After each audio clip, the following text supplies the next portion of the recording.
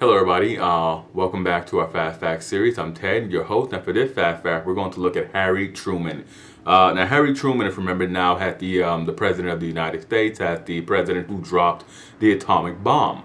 Also for that very humorous photograph of him with a picture holding a copy of an early copy of the Chicago Tribune that alludes to the fact that his presidential adversary Thomas Dewey defeated him in the election. It was humorous, but back to Truman. Truman was the vice president. He had been chosen to run with Franklin Roosevelt by Roosevelt in the 1944 election.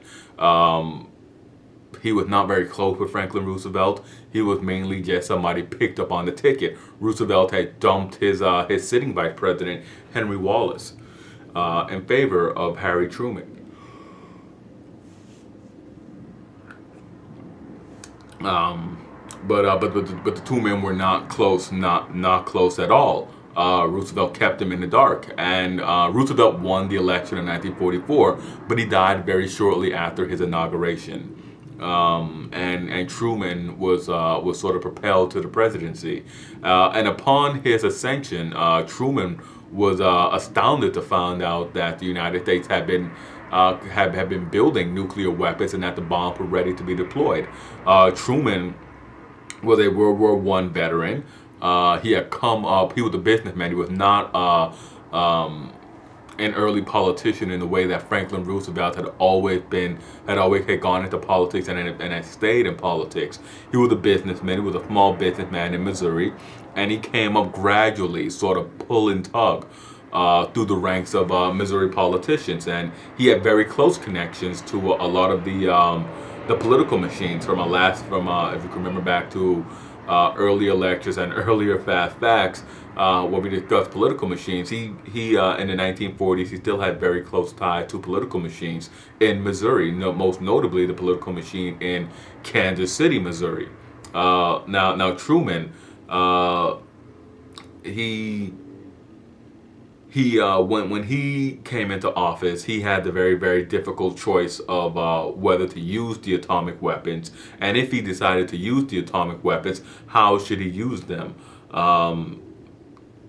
The preliminary reports on bringing the Japanese war to an end, and by this point the Nazis had been the war in Europe was very clearly seen as being over.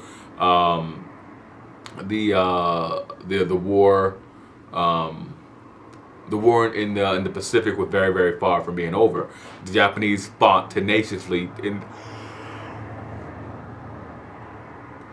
they fought tenaciously, and they fought to the last man.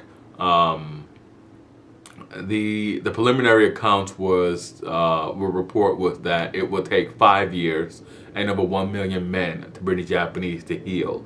And the United States will suffer very, very high casualties. Has Eiling Hoppen had proven that even isolated and starved, those garrisons did not give up. You could imagine people who were not starving because they had the benefit of being given the very best food from their home population.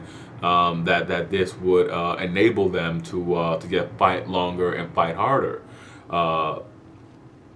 So Truman faced this very, very daunting task of deciding what to be done with the atomic weapons, and he eventually he chose to use those atomic weapons, and they had a very devastating effect in Nagasaki and Hiroshima. The attack, the dropping of those bombs, compelled at once. Well, not at once. The first bomb was dropped on Hiroshima on August 6, 1945, and the second bomb was dropped on Nagasaki on August 9th, 1945. And immediately after the second bomb, the Japanese just surrendered. Little did they know that the United States had only completed 2 bombs, and that they had no more to drop on them. But Truman's decision is still controversial. Many people consider those to be war crimes.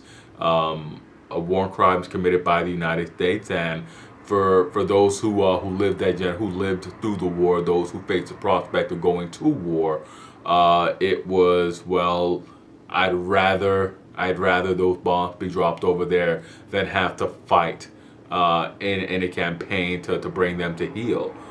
Still very controversial. And Truman would, of course, go on after the war to integrate the military, and of course lay the foundations for European recovery with the Marshall Plan. And it was also Truman. It was also the Truman administration that began the immediate buildup, the immediate recovery of the Japanese after the war, using General Douglas MacArthur to initiate the first democratic government in Japan. And as always, hit like, subscribe, and comment. Let me know what you thought about this government. Certainly a very controversial man. Certainly made very controversial decisions. A lot more can be said about President Truman, but our Fast Facts are designed to be very quick pieces of tidbits of information. Lost myself for a moment, but hit like, subscribe, and comment. I'll see you guys next time for another Fast Fact.